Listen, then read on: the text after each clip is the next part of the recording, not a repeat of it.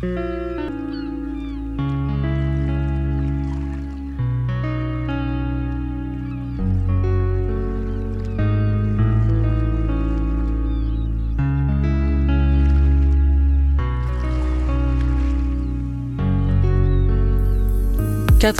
épisode de cette série de podcasts chez Math, édition spéciale championnat du monde. On se retrouve comme toujours avec Jérôme Houdin. Comment vas-tu, Jérôme ? Plutôt pas mal, surtout qu'on est resté sur un joli suspense en 1984 la dernière fois, puisque voilà, Anatoly Karpov est à nouveau champion du monde en ayant battu pour la deuxième fois Viktor Korchnoi.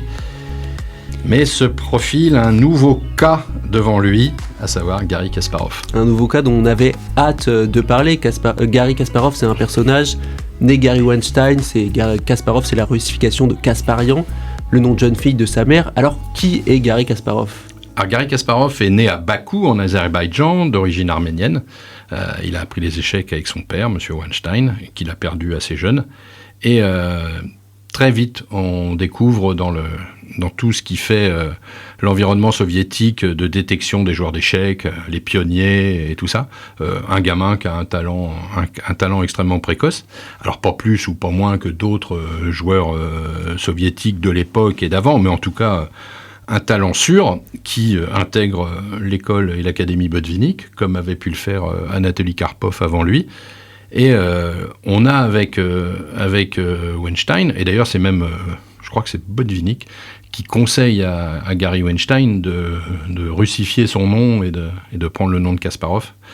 Un petit peu d'antisémitisme qui continue à vivre malheureusement sous ses latitudes, et pas que sous ses latitudes d'ailleurs. Et donc on a un jeune gamin précoce, bouillonnant, un caractère extrêmement flamboyant. C'est-à-dire que si on prend le monde soviétique, c'est un méditerranéen, Garry Kasparov. Voilà, on est en Azerbaïdjan, et donc quelqu'un qui très très très vite va franchir les étapes à une vitesse folle, puisqu'il va devenir champion du monde à 22 ans. Donc il sera le plus précoce champion du monde à ce moment-là. Et le monde soviétique, le pouvoir soviétique est un petit peu embarrassé avec ce garçon. Pas tant d'ailleurs pour ses origines ou ses opinions politiques. On sait aujourd'hui les opinions politiques de Garry Kasparov à l'endroit de Vladimir Poutine. À l'époque, c'est un peu moins vrai, il a 20 ans. Par contre, un jeune champion de 20 ans turbulent, alors qu'on a un champion du monde bien installé et encore mature, après tout, pourquoi pas garder encore Anatoly Karpov quelques années, ce serait pas plus mal. Alors que Garry Kasparov, c'est un joueur qui plaît beaucoup aux foules, à sa manière de parler. Il n'a pas cette langue de bois que à Karpov. Et donc, il plaît beaucoup plus aux gens, mais pas au pouvoir. Et ça va devenir, entre Karpov et Kasparov, ça va devenir une rencontre, un duo iconique. Ah, complètement. On a avec Garry Kasparov, on va dire la première star du jeu d'échecs. On aurait sans doute pu dire la même chose de Bobby Fischer, mais voilà, les atermoiements et la personnalité de Fischer et le fait qu'il s'arrête. Mais là, avec Kasparov, oui, on a une vraie star qui plaît au monde occidental, qui plaît en Union soviétique aussi, qui a un jeu extrêmement dynamique, extrêmement attaquant, qui tranche avec le jeu extrêmement solide d'Anatoly Karpov. Et puis, on ne le sait pas encore en 1984 lors de leur première rencontre. Mais on est parti pour 15 ans de Karpov-Kasparov. C'est quelque chose d'extraordinaire dans l'histoire des championnats du monde. Et c'était peut-être un peu annoncé, cette longue durée, par le marathon de leur premier match de championnat du monde, qui commence le 10 septembre 1984, qui s'interrompt le 15 février 1985, donc l'année d'après. Après 48 parties nulles, Karpov menait 5-3 au moment où le match est interrompu. Alors pourquoi il a été interrompu ? Alors effectivement, là, on a quelque chose d'absolument unique dans l'histoire du championnat du monde. La règle est toujours la même, à savoir le premier joueur qui remportera 6 gains sera nommé champion du monde. Après 48 parties, on a affaire à 40 parties nulles, 5 gains pour Karpov et 3 pour Kasparov. Et là, Florencio Campomanes, philippin, président de la FIDE, interrompt le match. Alors on peut se dire, mais pourquoi on interrompt le match alors qu'il suffit d'un seul gain pour que Karpov conserve son titre ? Parce que le match a pris une allure extrêmement étrange. Karpov a rapidement mené 3-0. Donc on s'est dit, ça y est, c'est plié, on sera chez nous à Noël. Et puis après, il y avait des séries d'une dizaine de parties nulles. Et puis 4-0. Puis pareil, encore 20-25 parties nulles. Alors vous imaginez, à l'époque, il faut le savoir, il y a les ajournements. C'est-à-dire que les parties peuvent s'étaler sur 2 journées. Donc en fait, c'est long, c'est extrêmement long. Et puis Kasparov revient, tout le monde est épuisé, et à 5-3, on arrête. Et avec ce mystère, c'est-à-dire que à qui profite l'arrêt ? À qui profite le crime ? Est-ce qu'il profite à Karpov parce que manifestement l'écart d'âge fait qu'il commence à flancher et puis les parties maintenant deviennent favorables à Kasparov, ou est-ce que on l'empêche de devenir champion du monde puisqu'il ne lui manque qu'un seul gain ? Bref, ça restera encore un mystère. Toujours est-il qu'après 48 parties et plusieurs mois de match, eh bien, nous n'avons toujours pas de champion du monde, en tout cas, si le règne de Karpov est prolongé. C'est difficile à savoir pourquoi cette décision a été prise. On sait que la fédération russe a envoyé une lettre à la FIDE pour que le match s'arrête, parce que Karpov avait des insomnies toutes les nuits, était au bord de la crise de nerfs. Et donc c'est une décision assez étonnante. Pourquoi la fédération demande ça ? Et en plus, Kasparov, ça le sauve. Peut-être qu'il était au bord de la défaite. Surtout que quand le match reprend en septembre 1985, il est remis à 0. On ne garde pas les scores du match précédent. Mais il repart sur un format de jeu totalement différent, puisque c'est la fin des 6 gains pour devenir champion du monde, qui est un rythme de championnat du monde qu'on a depuis fort longtemps. Et là, on arrive à un nouveau cycle qu'on va avoir pendant très longtemps, qui est à savoir un match en 24 parties. Et donc, le premier à 12,5 est déclaré champion du monde. Les parties nulles comptent. Et à 12-12, le champion du monde en titre conserve son titre. Donc, en 1985, c'est là-dessus qu'on part. On a peut-être là un début d'explication aussi de l'interruption du match de 84. Très honnêtement, 40 parties nulles sur 48 qui s'étalent sur des mois. On est dans les années 80, la télévision, tout ça. Peut-être que là, le spectacle échiquéen devient vraiment problématique. Voilà, on pouvait jouer pendant des 30 parties, peut-être dans la première partie du XXe siècle ou au XIXe siècle. Là, c'est plus tout à fait possible. Et donc, à Moscou, en 1985, au mois de septembre, c'est reparti. Et Garry Kasparov, par 13 points à 11, 5 victoires pour lui, 3 pour Karpov et 16 parties nulles, va devenir le 13e champion du monde de l'histoire des échecs. Ouais, il finit par l'emporter et dès son discours après sa victoire, il adresse un message un peu dans le feutré au président de la FIDE, Campomanes, en disant qu'il allait rétablir la démocratie dans les institutions échiquiennes, en plus qu'il avait une volonté de populariser le jeu. On voit déjà, on peut avoir cette impression-là qu'il y a déjà des tensions entre Kasparov et la FIDE 8 ans avant la scission avec la Professional Chess Association. Absolument, c'est-à-dire que, comme on le disait tout à l'heure, on a affaire à une star qui est le premier véritable professionnel des échecs. C'est-à-dire jusqu'alors, tous les champions soviétiques sont des fonctionnaires, ils sont payés pour jouer, ce sont des sportifs de haut niveau. Garry Kasparov arrive en période aussi de glasnost, de perestroïka, Michael Gorbatchev, le monde soviétique commence à se fissurer un peu, et des modèles plus occidentaux, en particulier de rapport à l'argent, de rapport à la performance, les négociations sur les primes de match. Il n'y a que Fischer pour se poser la question des primes de match entre Bronstein et Botvinnik, ou entre Tal, Petrosian et Smyslov. Ces questions-là n'existent pas. Kasparov se pose la question de l'argent, des gains, etc.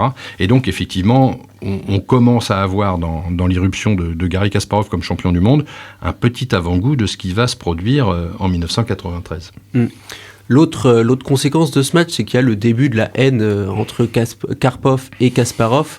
C'est à ce moment que ça se joue. Il y a d'ailleurs Karpov qui fait une déclaration assez amère sur Kasparov à la fin du match.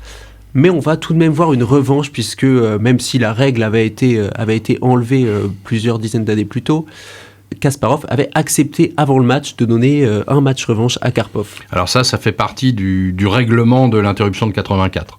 C'est-à-dire que les deux joueurs ont accepté d'une certaine manière l'interruption de 84 avec l'idée qu'il y aurait un match assez rapidement après, donc en 1985, et éventuellement un match revanche à jouer de façon à faire les choses. Donc ce match revanche a lieu en 1986 à Londres et à Leningrad, et Kasparov l'emporte à nouveau, là encore, écoutez bien les scores, 12,5 à 11,5. Donc on a vraiment affaire à quelque chose de très serré, et là, voilà, donc là c'est vraiment l'entrée dans le grand monde de Garry Kasparov, parce que 2 fois champion du monde d'affilée, 85 n'est pas un accident, il s'impose vraiment, et c'est le début, ou c'est la continuité, on croit que ça va s'arrêter pas du tout, puisque Karpov se qualifie à nouveau pour le cycle suivant, et on se retrouve à Séville en 1987. Alors là, pour un championnat du monde qui est un petit peu passé sous les radars, mais qui est extraordinaire, puisque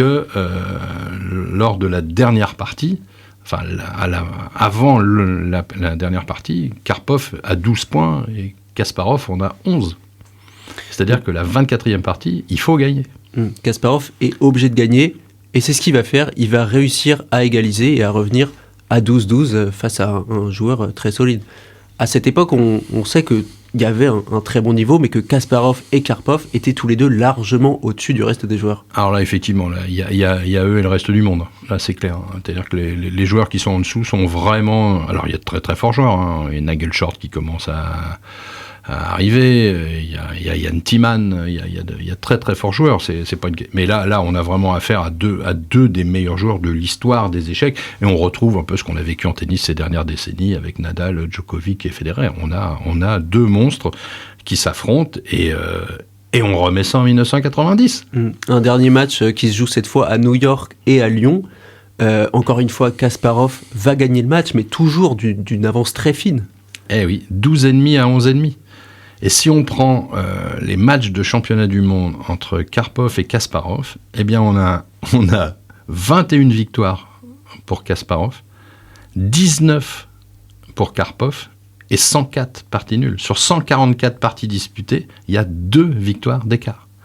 Donc alors certes, quand on prend le nombre de titres, c'est écrasant pour Kasparov, puisque il bat Karpov 4 fois. Mais ça se joue à rien, quoi. Ça se joue véritablement à rien. Et ce que tu évoquais tout à l'heure, à savoir l'inimitié entre les deux, c'est largement estompé après cette lutte d'une quinzaine d'années, pas tout à fait encore après, mais puisque effectivement, l'un n'est pas sans l'autre et l'autre n'est pas sans l'un, et que finalement les deux et Kasparov en particulier a reconnu des mérites échiquéens à Karpov qu'il n'aurait jamais osé prononcer durant ces années-là. Par la suite, Karpov ne gagnera plus le tournoi des candidats. En 1993, ce sera Nigel Short, celui qui va gagner ce tournoi-là. Mais on commence à avoir des petits problèmes au niveau de l'organisation du championnat du monde. On arrive à la scission entre la FIDE et la Professional Chess Association. Voilà, c'est-à-dire que ce qu'on disait tout à l'heure sur l'irruption de l'argent, du professionnalisme, fait que la FIDE est un peu larguée. On a à la tête de la fédération des gens comme Campomanes et puis après Kirsten Iluzminov qui sont des caractères un peu particuliers. Bref, on n'arrive pas à se mettre d'accord, en tout cas Kasparov n'arrive pas à se mettre d'accord pour l'organisation du championnat et décide d'organiser son match contre Nigel Short en dehors du giron de la Fédération internationale. Il trouve des sponsors, il trouve un financement, sauf que la Fédération internationale dit c'est votre affaire, donc pour nous, on ne valide pas et on ne reconnaît pas ce match de championnat du monde. Les deux s'enferment dans leur précaré, et on va avoir ce qu'on appelle la scission du monde des échecs, qui durera de 1993 à 2006, où on retrouve un peu ce qu'on a vécu dans la boxe, à savoir que vous avez de multiples champions du monde. En boxe, vous aviez IBF, WBC, WBA, et puis de temps en temps, il y avait quelqu'un qui était très fort et qui réunissait les 3 couronnes. Et bien là, pendant plusieurs années, jusqu'en 2006, on va se retrouver avec plusieurs champions du monde. On va avoir Kasparov qui va battre Nigel Short et qui va donc devenir champion du monde PCA. Karpov va à nouveau devenir champion du monde FIDE. Et c'est là que, ce qu'on disait lors de notre toute première émission, il y a 16 champions du monde, c'est qu'en fait le canon, on va dire, ou la tradition veut que les champions du monde dits classiques sont ceux qui suivent Garry Kasparov, et toute cette période de 93 à 2006, avec des champions du monde FIDE comme Alexander Khalisman, Kasim Danov, Ruslan Ponomariov, etc., qui étaient champions du monde sur des tournois à élimination directe, sont aujourd'hui qualifiés de champions du monde de la FIDE, mais n'ont pas le titre de champion du monde, on va dire, classique et traditionnel. Mais ils ont ce titre grâce à des tournois qui fonctionnent différemment. Absolument. On avait affaire à des tournois à élimination directe qui ressemblent beaucoup dans leur format à ce qui est devenu la Coupe du Monde. Voilà. Mais qui avait lieu quasiment tous les ans. Donc, c'était... Et comme on était sur ou alors sur des tournois open ou autres, et on avait d'excellents joueurs, mais des seconds couteaux qui devenaient champions du monde. Mais pour autant, la réunification n'était pas simple. Et en 2000, Garry Kasparov perd son titre contre Vladimir Kramnik. Et de l'autre, donc ça c'est pour la version un peu classique. Et d'ailleurs c'est étonnant puisque Kramnik en fait joue dans les deux catégories. C'est-à-dire que c'est ça qui est étonnant, c'est qu'on pouvait à la fois passer d'une association à une autre. On pouvait être voilà. Et du côté de la FIDE, c'est le Bulgare Veselin Topalov, numéro 2 mondial à l'époque, qui est champion. Et donc à un moment, le ridicule doit cesser. Et la FIDE reprend un peu la main. Il est vrai que en 2003, Garry Kasparov prend sa retraite. Ça aide un peu à apaiser les esprits, il faut être honnête là-dessus. Il y a un peu moins d'huile sur le feu. Et donc est organisé en 2006 le match de la réunification qui oppose les champions du monde des deux associations, à savoir le russe Vladimir Kramnik et le bulgare Veselin Topalov. Un match qui finira sur une égalité. Absolument. Et pour la première fois, on se retrouve au tie-break. C'est-à-dire que on ne peut pas, cette fois-ci, dire qu'à 12-12, ou à 6-6 en l'occurrence, l'un des joueurs gagne son titre, puisque chacun est champion du monde, mais dans une association reconnue différemment. Donc il faut bien trancher. Et pour la première fois, on a effectivement des départages en partie rapide, et c'est donc Vladimir Kramnik qui devient champion du monde réunifié. En 2007, on invente encore un nouveau système, puisque c'est un tournoi à 8 joueurs, en fait, qui ressemble d'une certaine manière à notre tournoi des candidats actuels, qui va désigner le champion du monde. Et retour aux sources, c'est un Indien, Vishy Anand, qui devient champion du monde lors de ce tournoi des championnats du monde de Mexico en 2007. Ça signe aussi le moment où l'Inde, ça devient une véritable nation d'échecs, ce qui n'était pas le cas avant. On n'avait jamais vu de champion indien. Aujourd'hui, on sait qu'ils fournissent énormément de jeunes grands maîtres. Alors, il est évident que Vishy Anand a eu une influence incroyable sur l'essor des échecs en Inde. Alors, l'Inde, berceau originel du chatrang et de l'origine du jeu d'échecs. Et effectivement, les jeunes Indiens se sont passionnés pour une star, pour un champion. Il faut savoir qu'effectivement, quand on regarde les résultats sportifs indiens, à part des sports qui nous parlent assez peu, comme le cricket ou le hockey sur gazon, et effectivement, toute la génération des grands maîtres d'aujourd'hui, les Nihal Sarin ou les Pragna, sont nés d'une certaine manière de l'élan qu'a donné Vishy Anand aux échecs. Et pas simplement en Inde, parce que Vishy Anand, c'est Lucky Luke, c'était son surnom à l'époque. C'était un joueur qui jouait d'une rapidité incroyable. C'est-à-dire qu'en fait, il blitzait quasiment pendant les parties classiques. Et sans erreur. C'est un immense champion. Un immense champion. En tout cas, il va affronter Kramnik, donc qui veut récupérer son titre en octobre 2008 à Bonn, en Allemagne. Et cette fois, on reprend le format d'un match en 12 parties. Voilà, on peut dire que ça y est, la scission est désormais close, la parenthèse est refermée, on revient sur des cycles normaux.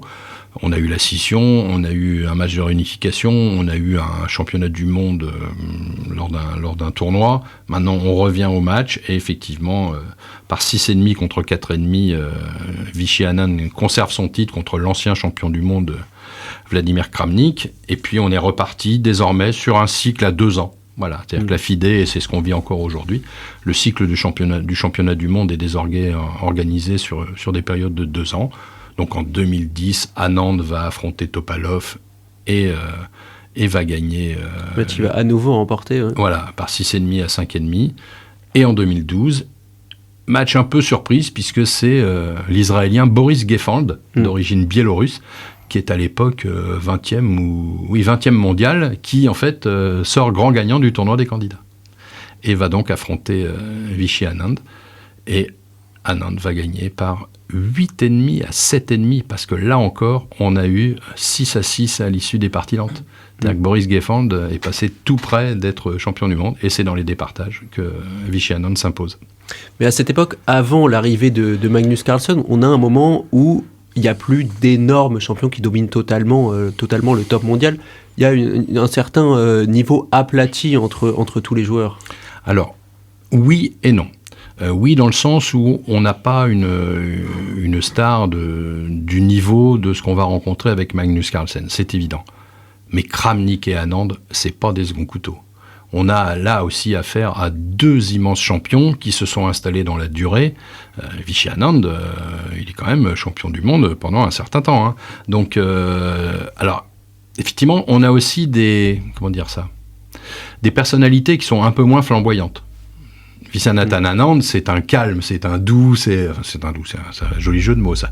Mais en tout cas, effectivement, c'est pas la star de rock flamboyante, Vladimir Kramnik non plus. Hein. Donc voilà, avec Magnus Carlsen, on arrive sur une autre génération. On arrive sur un garçon qui a une vingtaine d'années, alors que Anand, on a une bonne quarantaine. On arrive sur un Norvégien, occidental, complètement dans les codes, qui va avoir comme sponsor des marques de fringues. On a avec Magnus Carlsen à la fois un champion échiquéen hors du commun et le basculement dans une autre époque que peut-être n'incarnait pas Kramnik ou Anand. Et à ce moment-là, donc, Carlsen, on le sait, est devenu champion du monde et resté champion du monde jusqu'à aujourd'hui. Voilà, 2013, Magnus Carlsen bat Viswanathan Anand, et là, sans coup férir, 6,5 à 3,5. Voilà, à Chennai, en Inde, et c'est le début de la domination du tout jeune Magnus Carlsen, puisque voilà, il est tout jeune à l'époque, il a 23 ans. Anand va à nouveau gagner le droit de l'affronter en 2014, donc quand on dit qu'il y a quand même une longévité chez Anand, c'est pas rien, et là encore, à Sochi en Russie, Magnus va s'imposer par 6,5 à 4,5. En 2016, à New York, c'est le match contre Sergueï Karyakin. Donc Sergueï Karyakin, d'origine ukrainienne, russe, et qui, aujourd'hui... Ah non, ne l'est plus. A été jusqu'à cette année le plus jeune grand maître, enfin en tout cas le plus précoce grand maître, puisqu'il avait 12 ans, mais il a été battu par un jeune Américain cette année. Et là, on a un match qui se termine par 6 parties partout, avec une victoire, une défaite de chaque côté, et c'est au départage... que Magnus s'impose avec 2 victoires et 2 parties nulles, parce que le départage est en 4 parties. En 2018, on en a un peu parlé dans les podcasts précédents, c'est le match de Londres contre Fabiano Caruana, 12 parties nulles d'affilée. On connaît l'histoire.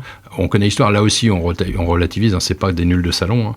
Mais bon, voilà, et Magnus l'emporte 3-0 sur les 4 parties de départage. Et on verra, et on a vu, et on voit ce qui se passe aujourd'hui dans le match contre Jan Nepomniachtchi, qui cette fois-ci se déroule au meilleur des 14 parties. Et on va vous laisser là, et on rediscutera une prochaine fois des formats des championnats du monde. Est-ce qu'on peut changer ? Est-ce qu'il y a des choses mieux adaptées qui ont été faites dans le passé, dont on vous a parlé aujourd'hui ? En tout cas, on se retrouve le 9 décembre pour un prochain podcast. Salut Antonin, à bientôt. Salut Jérôme.